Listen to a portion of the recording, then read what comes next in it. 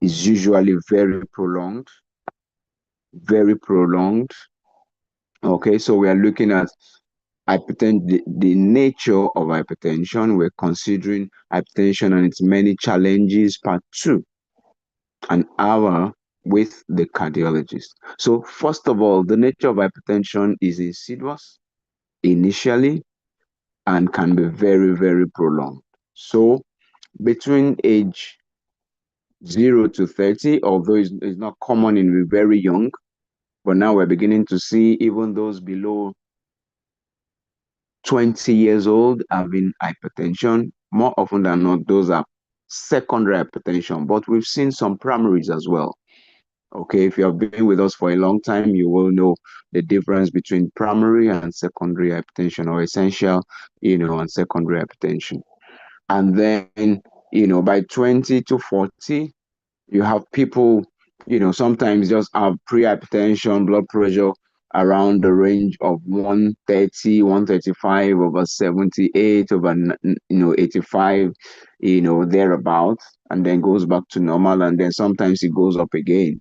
And for some people, they actually become hypertensive around this age. All right. 22, 23, 19, very early age sometimes. All right. And then by the time, the person, progresses in age, there are, it becomes established if nothing is done. So usually the nature of hypertension is insidious, and then the blood pressure is just a tip of the iceberg. We've talked about that before. Hypertension beyond numbers. For those who are joining us for the first time, you can look at that. You can go through that again. Now, the major thing about hypertension is that it's asymptomatic in nature for a very long time, and this may last as long as 15 to 20 years, even as it progressively damages the cardiovascular system. That is a major challenge. That somebody can be, hypertensive and, may just be asymptomatic for a very long time. And while that is happening, the vital organs are being affected. That is why we have to be very, very, circumspect in trying to check our blood pressures. We need to check regularly, especially as we age. And if you have a family history of hypertension, please check your blood pressure regularly. All right. So usually asymptomatic. All right. And then even when there are symptoms, even when, symptoms come in, more often than not, they are non-specific. That's another major challenge. Headache, the person will reach out for paracetamol, reach out for, anti-malaria and say, oh, I have little malaria, little typhoid. And our labs are not helping us, unfortunately. Any little thing, little malaria, little typhoid. And we miss the opportunity of diagnosing this, early.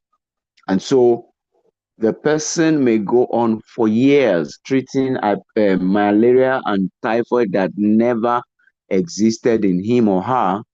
And while that is going on, the person is, being affected. Okay, the cardiovascular system is being, damaged progressively. So headache, all right, is a major symptom of hypertension, but it's not specific, and so people may not check. Lightheadedness, malaise, feeling a bit unwell, not so completely up to it.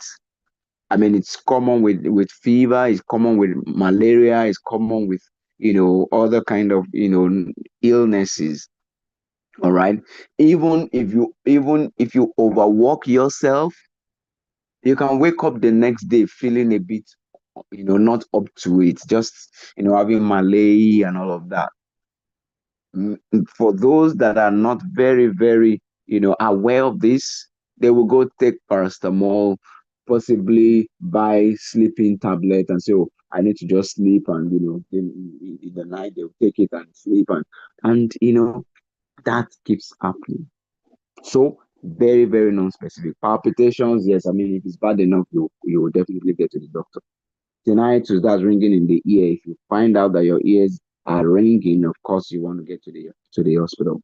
Epistaxis, that is bleeding, from the nose, nosebleed. If somebody has that, of course, you want to get to the hospital. So these ones are a bit more scary and specific. Blurring of vision. Somebody may be having progressively worsening vision and may not go to the hospital, may not check the blood pressure, and hoping that even if he goes to, yeah, I mean, if he goes to a real standard um, eye center, they will definitely check the blood pressure because they know that hypertension and diabetes are major, risk factors for eye disease. So they will definitely check. But if you go to the roadside place, my eyes are heavy, I'm not seeing well again, please. And then they just, begin to give you glasses. Oh, yeah, check this one. Oh, yeah, check that one. Oh, yeah, check that. You will miss the opportunity of diagnosing, hypertension and, once the opportunity is missed, treatment will not start,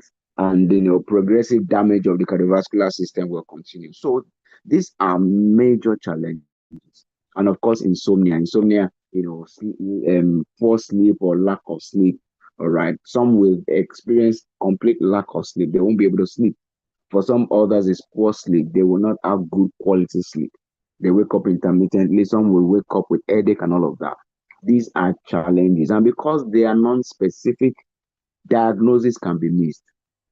Now, what happens is that, more often than not, when somebody is not able to sleep well, if the person wakes up the next day and checks the blood pressure and it is high, most people will attribute the high blood pressure to the lack of sleep.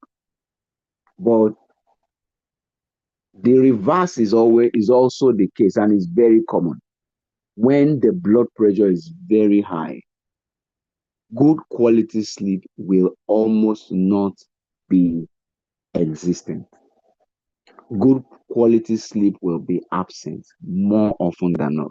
So if you find out that you're not sleeping well, or somebody tells you that, oh, he or she is not sleeping well, at least let the person check the blood pressure. Let us rule out hypertension. Let's be sure that this, lack of sleep is not as a result of, elevated blood pressure. Because, I mean, think of it, blood pressure of 200 over 110, that person is not likely going to sleep well. I mean, it's like the house on fire.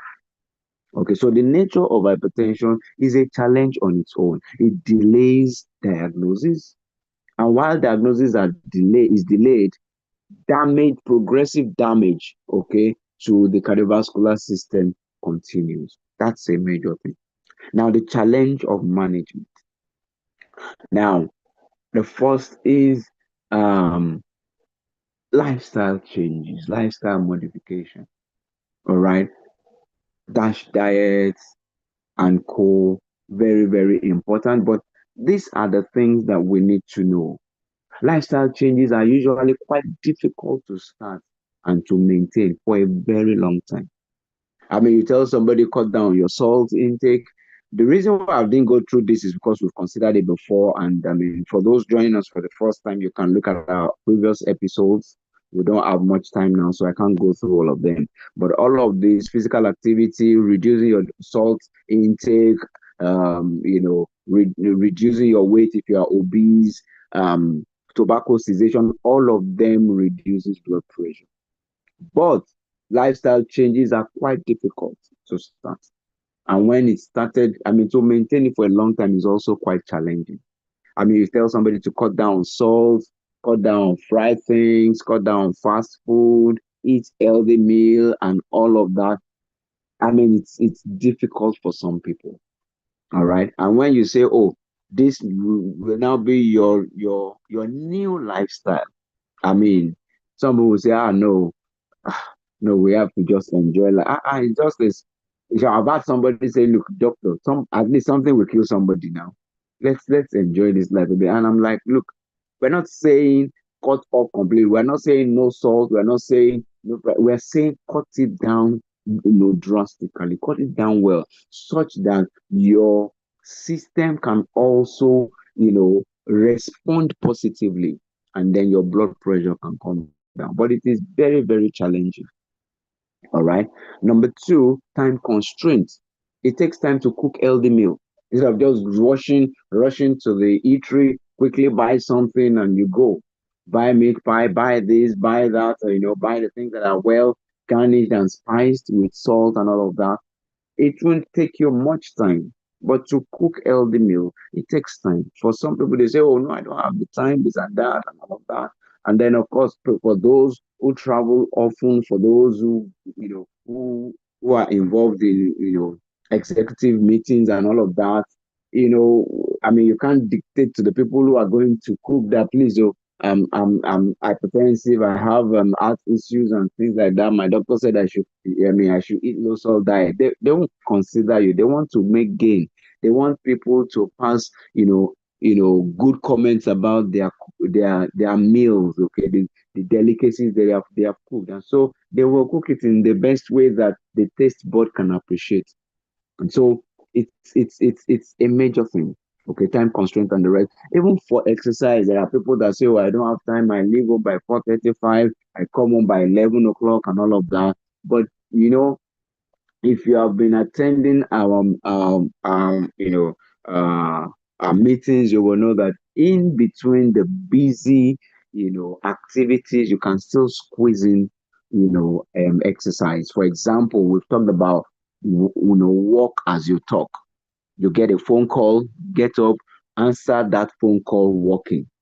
If you walk, if you talk for 10 minutes and you do walk the talk, walk as you talk, you would have walked for 10 minutes as well.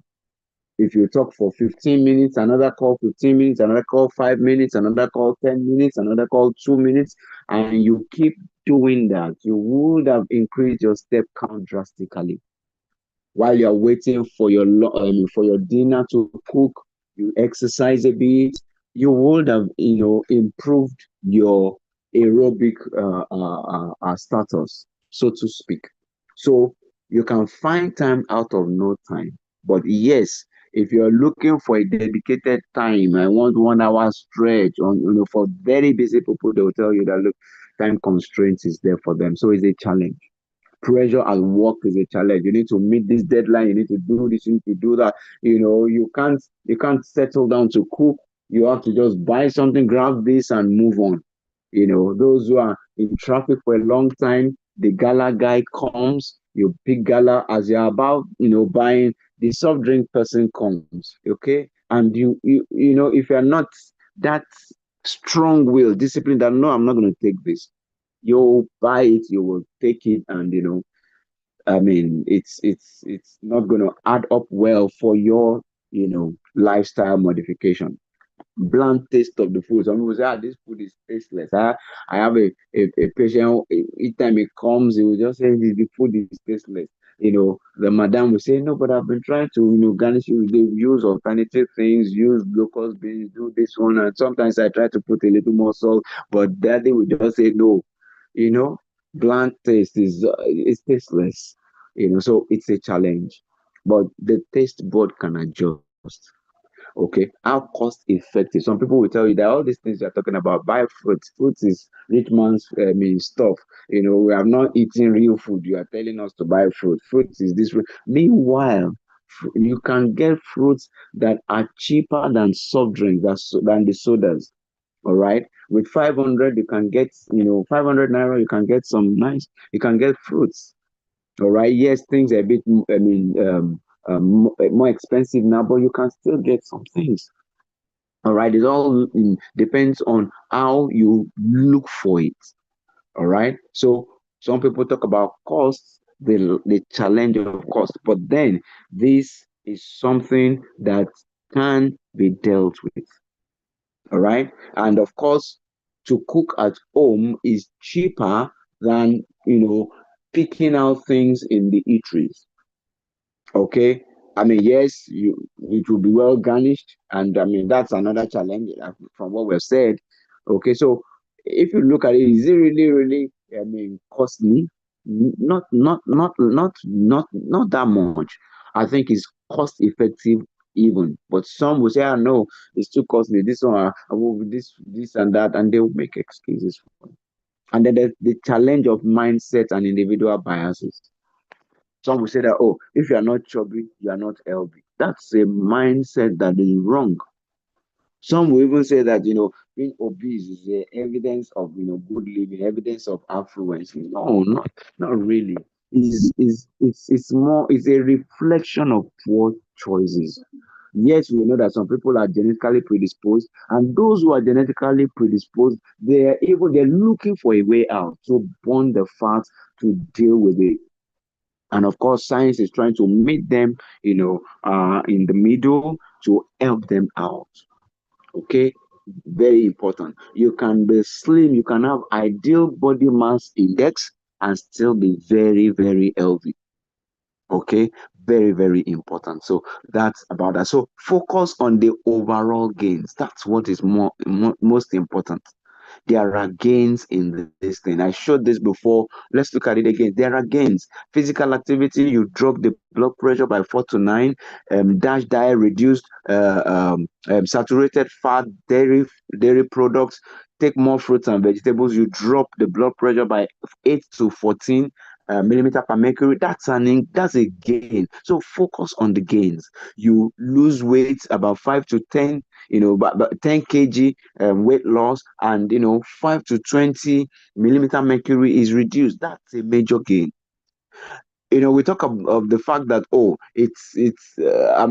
management of hypertension is lifelong, which is true, but it does not have to be pharmacological. There are people who are very, very well motivated, and they strive very hard to achieve good lifestyle, choices, and one by one, the blood pressure medicines are getting reduced, getting reduced, getting reduced, getting reduced. But it's not everybody that are that disciplined. That is that disciplined. 90% of hypertensives will need drugs because they will not be able to do what it takes to drive down the blood pressure with lifestyle. They will see Coke, they will drink. They will see meat pie, it's just a little meat pie now. Let me take a little. Somebody will be cooking in the kitchen and say, lead me not into temptation. Let me take a bite. Somebody brings cake, let me take this, let me take that, let me take that. The discipline is not there. But for those who are well motivated, highly disciplined, you can drive down the blood pressure, the overall gains. So change your habits, change your life. Change your habits.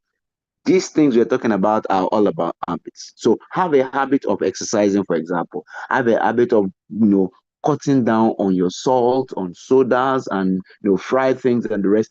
Change your habit. Go for healthy meals. Take vegetables, take fruits, take nuts that are not spiced. When you take that, your body begins to respond. Change your habit, change your life. Pharmacological management. All right. There are pharmacological challenges, very numerous ones. Number one, polypharmacy, the challenge of taking many drugs at the same time. Oh, these drugs are so many. Sometimes, and I I credit our patients. I give them kudos, especially for those who have a lot of drugs. Some people, bring their drugs in bags, bring their drugs in containers, because they are treating different things. And the thing is this: can we get one drug that can cure everything? Not likely, because the mechanism, the pathophysiology of hypertension, they are so numerous. Okay. For some, it is sympathetic overdrive. Sympathetic simply means that some chemicals that are, produced in the body that will cause the heart to beat very fast, cause the blood vessels to shrink, to contract, and so the blood pressure goes up. There are some that will come through, affecting the kidneys. There are some that will come by, making the heart to pump more blood. They increase the cardiac output. There are some that will come by making sure that the blood vessels don't dilate, don't expand. They produce, less of substances that will make the blood pressure to dilate, to expand. Whereas there are some others that will not affect the expansion. What they will do is to produce substances that will make the blood vessel to contract, to constrict. All right. So there are different pathophysiologies. I mean, it's like, in a market, there are different entry points. Now, if you have a house, there are likely to be different windows in different places. If you have, you know, maybe toxic things that are about coming in and you have to close your windows, or you have things that, try to creep in and even, make all on your burglary nets and things like that. If you don't close the windows, if you close five and you leave one, you're still exposed. Or you have different doors into your living room. You have one into the living room, you have another one, different doors into the house. And you say, oh, let's close the front door. You don't close the back door. You don't close the kitchen door that leads out. You are still exposed. That is the same way with hypertension. We've got to deal with all the, doors, so to speak. The challenge of adherence to therapy. Oh, must I take these drugs every day, every day, every day? It's tiring. And we know it's tiring, but please, for the greater gain, use your drugs regularly. Very, very important. The challenge of alternative one drug cure all crusade. If you use this drug, it is a drug that once you use it, you can never die. Forever, no, don't die. That's the way I call it. It will cure asthma, cure diabetes, cure hypertension, cure this. There's no drug like that. No wonder drug like that. But people drift towards it because they are, either tired of taking drugs every time. I mean, the antihypertensive, and then tired of the polypharmacy and all the rest. And they say, oh no, I need to just, you know, and we even get, sometimes patients will go buy drugs. Pharmacists will tell them these drugs are too much. I mean, you can't say that. Find out why this person is using this. If you are really concerned about that patient, call his or her doctor. But I mean, for our patients, we so much educate them. I mean, we spend time to educate our patients. This drug, if you take it, this is the kind of side effect you can have. But then, I mean, it's very, very rare to have such side effects. If you have this, just call us. We're going to change it for you and all those things. Some people would. I mean, there was a friend of mine that called me. We've been battling with his blood pressure for a long time. He won't be able to sleep. He called and then, okay, take this one, okay, increase this, increase. Eventually, the blood pressure came down. Blood pressure always, 180, 110, 170, 105, and all of that. Then he began to sleep well. Then he went to one pharmacist one day, and the pharmacist looked at the drugs without asking him questions. Said, these drugs are too many. Stop them. I told him, I said, don't go to that pharmacist again. He doesn't love you. And that is ignorance at its highest level. How can you just tell somebody they're using three, four, five, three, four? I think he's on four drugs. You have not asked him his history. You have not asked him how he got to that. You've not. I asked the guy. I said, "Look, when you were not sleeping, did it? Was it there? When your heart was racing, when you collapsed, was it there? Did you tell him all of that?" And you said somebody said you should stop taking your drugs. Please don't go to him again. It you know so we need to be very, very direct. Get back to your doctor if you don't understand something. If you get a contrary, feedback, a contrary message from what your doctors have told you, cross check with your doctor. Very important. The challenge of fake drugs are also there. Unfortunately, we have quite a number in our country. But thank God, at least NAFDAC and the regulating bodies are trying to deal with that for us. The challenge of rising costs, that is a major challenge. The drugs are getting out of reach. Okay, and we're engaging the government, and we're still talking to them to help us bring down the prices. And unfortunately, so there are also challenges of, um, um, you know, some pharmaceutical companies leaving the shores of our country and going elsewhere, and so their drugs, becomes very scarce or even completely goes out of the market. But if you get to your doctor, I can tell you that they will have replacement for that, for such drugs. So please get back to your doctor. I can't find this drug any longer. I can't find, instead of saying I didn't find this drug, so I decided not to take it again. I mean, it doesn't make that's not an intelligent, response, and that's not an intelligent, decision. If you cannot find a drug, get back to your doctor. Doctor, I can't find this drug anymore. Is there any replacement?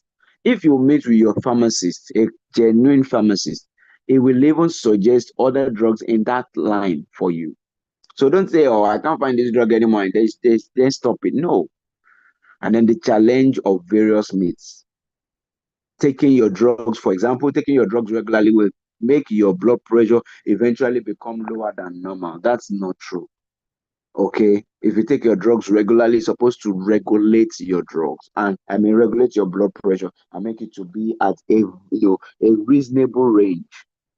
If it's going down too low, get across to your doctor. He will adjust the dosages for you. That's why you have a doctor. All right, get back to him or her and let him adjust for you. You do not need to take your drugs regularly. They can eventually damage your organs. That's very far from the truth.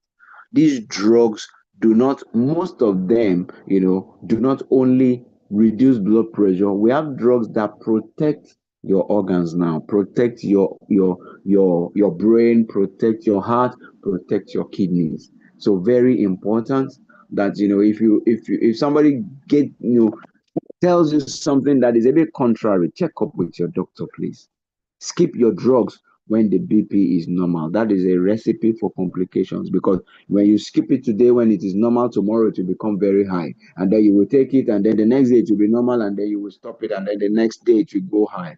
And your system will be bombarded with sporadic, blood pressure increases. It damages the system, the organs and the systems. Let your, when your blood pressure is well controlled, it's the drugs that have regulated it to that point. It's like AC. If you put on your aircon, when the room is is cool, if you say, "Oh, the room is cool enough now," you put it off. The coolness will go. The same thing with the drugs. They are regulators. Okay, so they regulate your blood pressure. All right.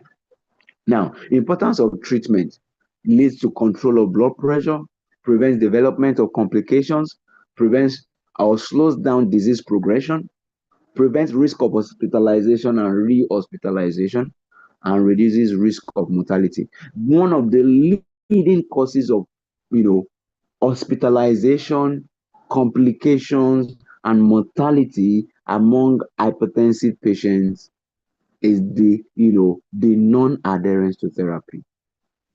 If a patient is not taking his or her drugs, it's a matter of time he's going to have complications. It's not arrow from anywhere. It is the person's, unwise choice. Okay? And we have a lot of people like that. And when the complication comes, they will, "Doctor, when is this thing going to go away?" "Ah, no, sorry. We can prevent, but once complication sets in, it takes its course. If stroke comes, God forbid that it should take the person's life. If it doesn't take the person's life, they for some people, they recover the function of their limbs, very fast, and that's what we pray for. And that's why we say, if you discover something, quickly get to the hospital, let them start, management for you. But for some other people, it's not that fast. Okay, it has to go through its course. So it's very, very important. Okay, major worries. Lifelong nature of essential hypertension is a major worry. Some people say that is it not? Can it not be cured? Why is it that it's lifelong? It's not malaria that you cure. It's a lifelong thing, but it can be well managed. The second worry is need for prolonged therapy and lifestyle modification. Must we keep taking drugs? Some people ask, "Doctor, am I going to take these drugs for life? Doctor, am I going to this lifestyle modification, this take this and not take that? I hope it's just for 1 month. I hope it's just for 1 week." No, is a prolonged thing, and it is for your good. All right. So it's a major worry and it's a major challenge for some people. But look at the greater good, that your heart will be healthy, your kidneys will be healthy, your brain will be protected, your eyes will be sharp, will be healthy. Increased blood pressure will not damage your eyesight. If you're diabetic, diabetes will not damage your eyesight, because you're taking your drugs, you're adhering to lifestyle changes, and these things are getting controlled. And then they search for way out. Some people do endless search for permanent cure. And in so doing, they resort to alternate medicines, food supplements, and local remedies. And these things are, please, they don't work all the time. I would say they really don't work. We have a lot of patients in our emergencies. Oh, I stopped my drugs. I started really taking forever, don't die. I started taking forever this. I started taking this. I started taking this bitter, that bitter, this sweet, that bitter. They can look. And some people say, "Oh, this," and the baffling thing about it for me is that those things are even more expensive than the regular drugs that were prescribed to for patients. I mean, a patient will come and so you know elatedly say, "Oh, I bought this drug for 100 and something." What? When you could have used it to buy your antihypertensive of 3 months supply, 4 months supply. So please, let's I know it's challenging, but let's go through the well-researched path and use your drugs the way it ought to be used. And if you have any questions, get back to your doctor. Benefits of drug therapy: reduction of blood pressure by 5 millimeter mercury can decrease stroke by 34%, decrease ischemic disease by 21, dementia by 25, heart failure by 45 to 50%, and overall, cardiovascular mortality. All right, very, very important. It's important. All right, and we want to prevent premature deaths. We want to prevent, premature aging, and the rest. We want to prevent, morbidities if possible. All right, very important. So the next one is the challenge of comorbidities. There are comorbidities. Hypertension does not work alone. For those joining us for the first time, you can access hypertension beyond the numbers, where part 1, 2, 3, 4 on our YouTube page, and you'll be able to listen, and you'll find out that hypertension don't work alone. All right. Obesity is a companion of hypertension. Diabetes and pre-diabetes and diabetes are companions of hypertension. Dyslipidemia, that's elevated cholesterol, elevated cholesterol, the total cholesterol, bad cholesterol, and low, high density lipoprotein, that's the good cholesterol. They tend to follow hypertension. And usually, the more uncontrolled the blood pressure, the more likelihood that there will be comorbidities, that the companions will be there. And if we're able to, the more we control the blood pressure, the more likelihood that all these other companions will be taken care of as well. And so when you get to your doctor, if he says, "Oh, go and do this test, go and do this one, do cholesterol, do your blood sugar, do your annual checks, do this, do this, do this," just do it. Especially if you have not done such for a long time, because these things, they are companions of hypertension. And if they are there, they need to be treated. That increases the the pill burden. So if somebody has been using 3 drugs for hypertension, with dyslipidemia, cholesterol very high, the person will have to get a drug possibly for it. That increases drug. If the person is diabetic, get 1 or 2 drugs, that increases it. If the uric acid is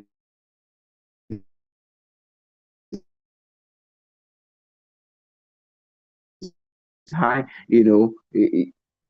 sometimes it can be extremely high to the point that patient on drugs as well. So, drug burden makes things easier. and metabolic syndrome, increased waist circumference, high triglyceride, elevated blood pressure, high blood sugar, low HDL, and some low high LDL. These are companions of hypertension. Socioeconomic challenges. Okay, reduce compromised quality of life. I mean, you can imagine somebody who, just taking few steps, walking a few meters, is already breathing very, very fast. Somebody who cannot climb the staircase, cannot go, first flight, okay, of stairs, and is already breathing very fast, wants to stop. That's compromised already. That means that person cannot attend. Some people, because of their ailment, they cannot attend functions. Okay, compromised quality of life. The person has to be going to the toilet over and over, going for dialysis over and over, and all the rest.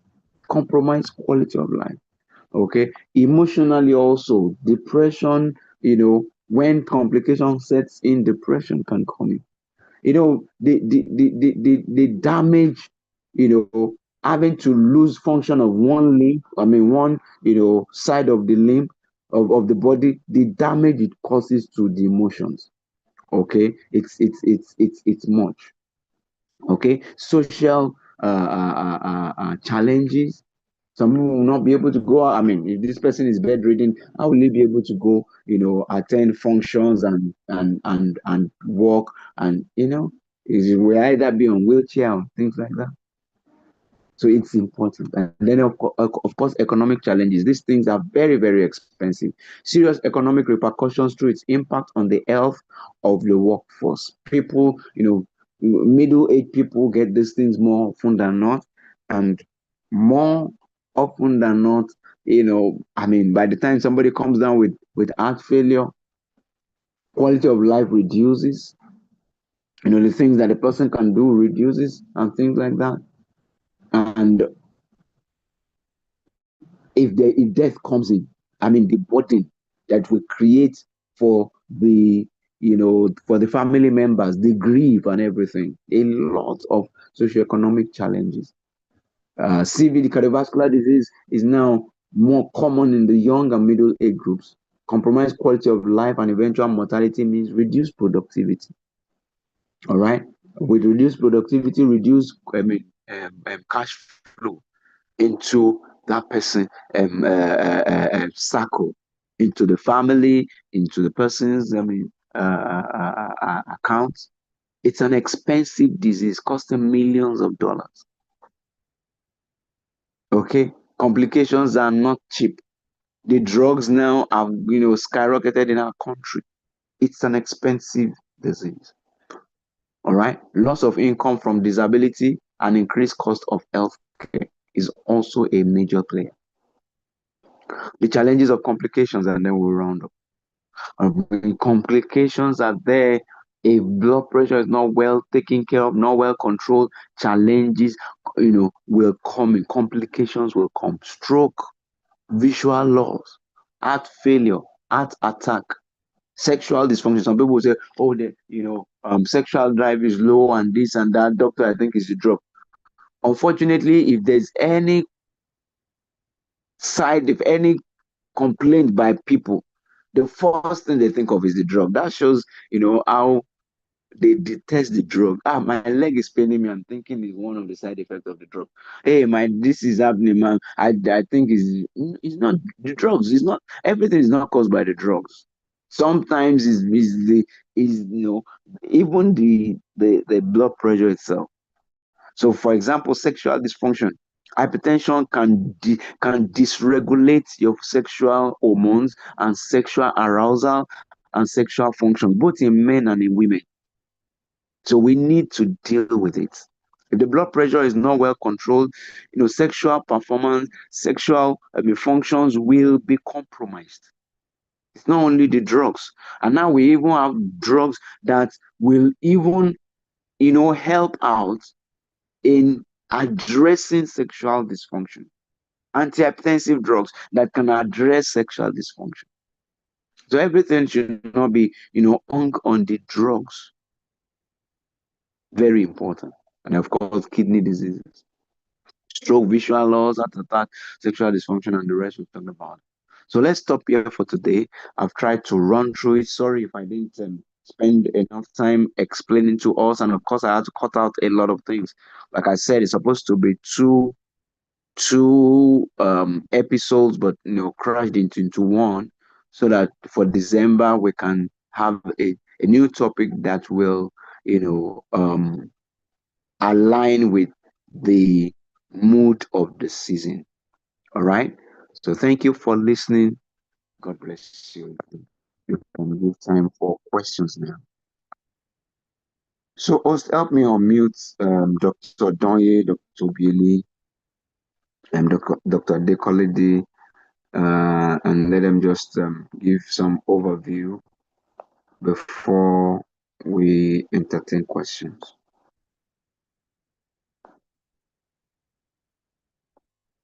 Dr. Donye, you have the floor, please. Good evening, Dr. sir. Dekolede Stevens, so you can unmute him as well, and you can unmute Dr. Billy too. Good evening, sir, and good evening to the house. Just a summary of what we've heard this evening. In as much as it may not be convenient to use medications, but it's important to make use of these medications such that we don't have complications. And hypertension tends to affect what we call the five-star organs. So when it affects the brain, an individual can come down with stroke. When it affects the eyes, it could lead to the loss of the eyes. It could also affect the heart and may make individuals to present with heart attack or heart failure. Can also affect the kidneys. And like you rightly heard today, um, the target or the control of blood pressure is in two parts. One is the lifestyle, which has been extensively discussed today. And then the second part is also the medications. And the importance of using our medications, one, will make us to improve the quality of our lives. And then secondly, also, it helps to take away burden from our family members. God forbid, if any of the highlighted complications happens, it will also put some burden on the family members and also put some stress on your doctor too. So importantly, in as much as it may not be very convenient, but it's something we have to do. And just to encourage us with doing it. Thank you. Thank you very much. Dr. Dekolede, Yeah. Good evening, sir. Good evening, everyone. good evening, Yeah. sir. Yes, sir. Thank you for lecture well delivered. The topic of hypertension cannot be overemphasized. It cannot be overemphasized, and then you need to prevent it. You need to start managing it at the early stage. It's cheaper than when you come down with complications. And then, just like you said, and in most cases, it's a symptomatic majority. That's quite unfortunate. So a lot of people are working with BP of 200 and or 120. They tell you there's nothing, but a lot is wrong because they can slump. It's when they slump they have a stroke, heart attack, and all that. So you either want to prevent it, you want to nip it at the bud, and then just like as a way of treatment, the non-pharmacological is as important as the pharmacological. You are what you eat, you are what you drink. You need to cut down on salt. You need to cut down on saturated fat too. And then you need to moderate alcohol and then quit smoking and all that. Thank you. Okay, thank you very much, Doctor. So if you have questions, please you can raise your electronic hand or you can put it in the chat box. If you have questions, you can raise up your electronic hand or put it in the chat box. I think the network has locked off Dr. Billy. I can't hear him. But Dr. Billy, if you've signed in maybe with another device, you can raise your electronic hand so that we can unmute you. All right. So if you have questions, please raise your electronic hand. so that you can be allowed to unmute and ask your question. Meanwhile, okay, I think that has been answered. Um, are there no natural ways of addressing high blood pressure? I think it's been answered by lifestyle adjustment like exercise, low salt diet, weight loss, avoidance of smoking, and use of alcohol plays a major role in the control of blood pressure. So I hope that answers your question, sir. Is it possible to treat high blood pressure one of Dr. Dai? Is So it I didn't get possible the to question. I'm not sure I got. I'm trying to read through. uh, said, is it possible to treat blood pressure one of them? Is there a cure once and for all? Okay. So if I get the question right, it is possible to treat it once and then you're done with it. So I think if that's the question, it doesn't work that way. So assuming you had malaria on a Friday and you took your anti-malaria medications on Friday, Saturday, and Sunday, by Monday morning, you can be sure that you don't have to bother yourself to use anti-malaria again. But it doesn't work like that for hypertension. So treatment of hypertension is a daily commitment. It's something you do every day. So there's no magical drug that will solve the problem once and for all.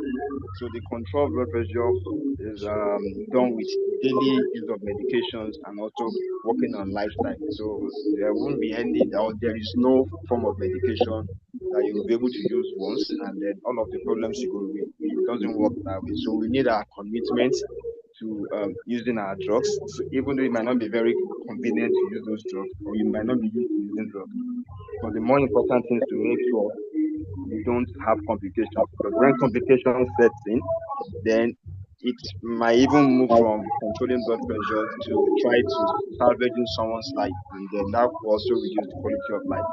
So I don't know if that's able to give some insight into that question. Thank you. Thank you very much. Yeah, oh, please help us unmute Mr. Felix.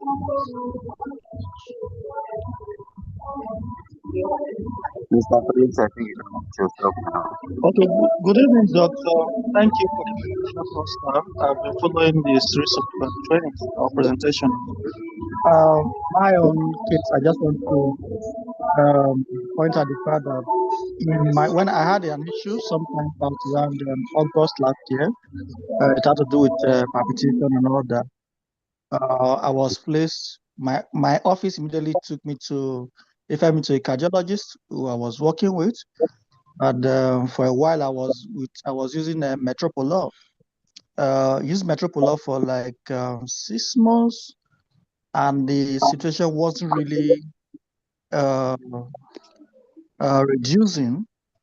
So I spoke to a friend who is also into, I think he studied medical engineering or something, right?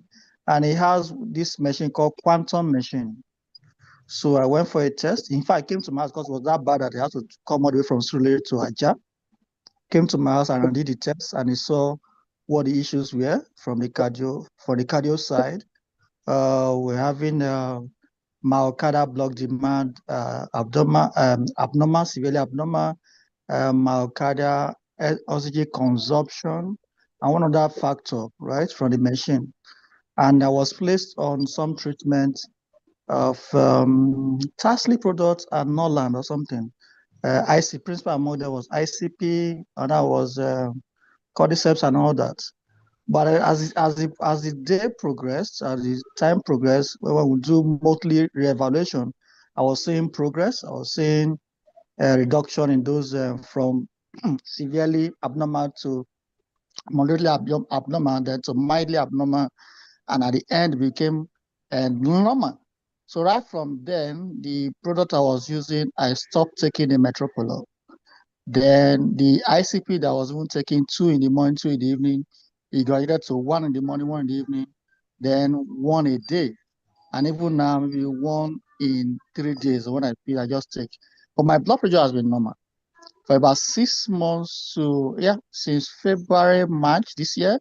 To date, I've not used Metropolar, and I check my blood pressure. Is the highest is 120, 118, 117. So that's what I've been asking. Yeah, I've been asking this trend of questions. Is it possible to treat this naturally? From all indication, I'm sometimes share my reading. I have my blood pressure machine in the house. Run. I check on a daily basis, sometimes every 2 days, and it's been normal for about 6 months now. Does that mean that I am fine, or should just go check as I just continue what I'm doing, exercise and all that, and I should be fine? Thanks. Okay, thank you very much, sir. Yeah, so I mean, you put in some effort to get you to this point.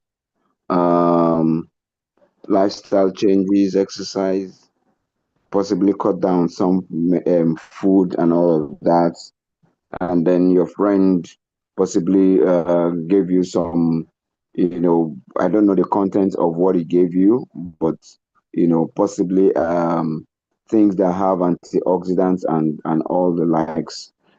These are more of lifestyle modification. And you still said that you're taking one ICP or something like that.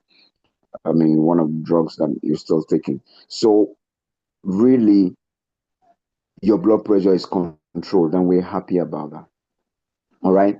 But we will not tell you to, go off your guard, because doing that will mean that, you leave the door of your house open in quotes and anything can happen. So whatever has gotten you to this point, that now you're having good blood pressure and good blood pressure readings, and I mean the complaints you had before, you don't have them anymore. Stick to it. Stick to the winning team. Stick to good lifestyle choices, and keep checking your blood pressure. That's part of it. We discussed it during the first episode of hypertension and its challenges. We said that it's important to monitor blood pressure. It's very important. So keep doing that, and I'm sure you'll be fine. If your blood pressure is well controlled for 6 months, that's a good one. If it's well controlled for 6 months, you can stretch it to 1 year. You can stretch it to 2 years. We have people that we are managing for hypertension whose blood pressure have been well controlled for years, not 5, not 6. I have patients whose blood pressure have been well controlled for over 10 years. If they don't tell you that they are hypertensive, you will never know. They've never had one single,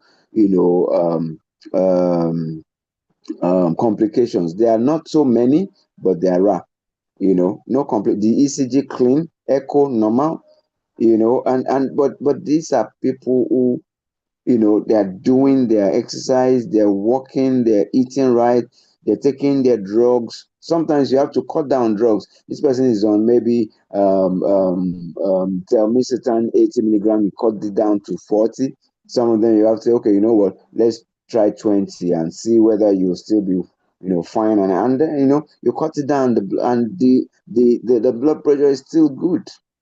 And the person say, you know what, I want this thing to drop, so I'm going to intensify my lifestyle changes, and it's good. It's good for everybody anyway. If the patients are doing well, then less distress call to the doctors, and I mean a healthier society. So it's a win-win if we do the right thing. So thank you for that, sir. And I want to tell you, continue with optimal lifestyle changes. And I mean, check your blood pressure regularly, go for checks and all of that. And I'm sure that's good. Thank you very much, sir. Okay, any other question? I think we should round up now. It's after 8. Once again, apologies for the delay in starting. We're sure that this won't happen next month. God sparing our lives. Any other question before we end for today? Okay, thank you very much, everybody. Once again, apologies for the last minute tweak in in the setup of the Zoom. It's not been like this before, and I think that this is what has affected our turnout today. So please, for those of us who have contact that we sent to, please, our apologies to them. But the YouTube will be posted to us very, very soon. You can send it to them. By God's grace, next month we will have an each free session. I want to believe by God's grace, and for next month's own, we want to have it before Christmas, because what we want to do will address some of the things we should use the break or the festive period to to practice, or to engage in. So for next month's own, other things being equal, is likely going to be on the 21st, or even a Sunday before then. We will let us know. But definitely it will not be the last Sunday of December like we've been having for some time. It's not going to be the last Sunday.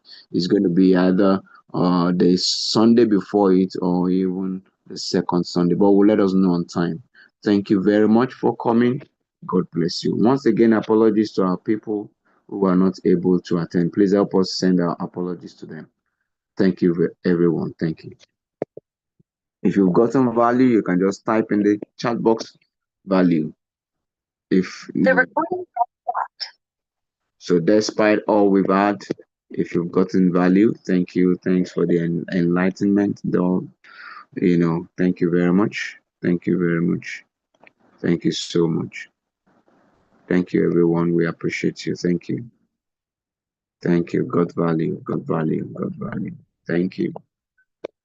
All right. Till next month. Have a pleasant December. God bless you.